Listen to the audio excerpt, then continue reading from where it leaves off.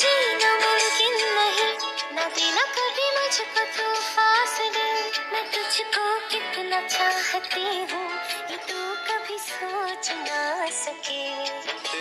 চিনি পাও চৰ চিনি পাও এখন হাত আগলে আনি আগত যিজন ব্যক্তি থাকে তাৰ গালত ধাসকে হাতখন মাৰি দিয়া হৈছে চৰ।